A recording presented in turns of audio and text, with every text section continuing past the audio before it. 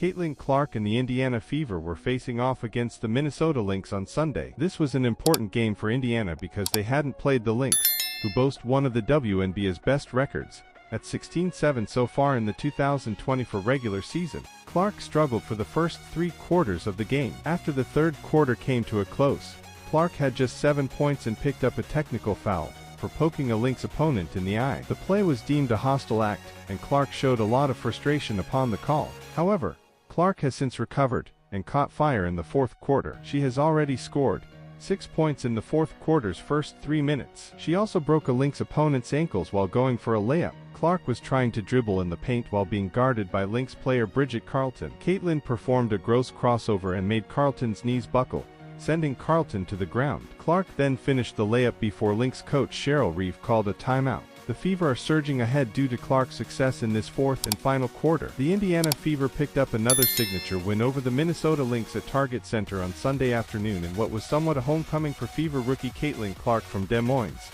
Iowa. Clark grew up going to Lynx games, idolizing Minnesota stars like Maya Moore and Simone Augustus. This time around, Clark was a professional in the Target Center against the Commissioner's Cup champions. With 4 minutes left in the game, the Lynx and the Fever were tied at 71. The two teams had been playing closely all game, with 11 lead changes and 14 ties in the course of 40 minutes. For most of the season, the Lynx had been considered out of the Fever's league. Minnesota was the 4th-place team in the league with a 16-7 record and had just beaten the New York Liberty to become Commissioner's Cup champions, a banner they just unveiled pre-game.